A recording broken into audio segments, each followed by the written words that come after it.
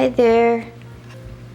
Thank you for joining me today. I'd like to share with you today a summer recipe. This is a very nice, refreshing summer recipe. It is my take on a keto poke bowl.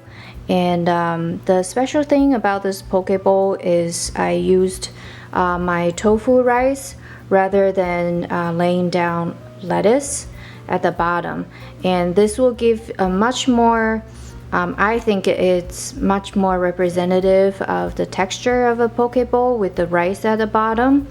Another thing is that instead of using expensive hard to find sushi grade fish, I just bought salmon, smoked salmon. I think it's much more accessible and it is just as tasty, if not even better, because it adds a nice smoky flavor. So and I will show you how I assemble this. So let's get started.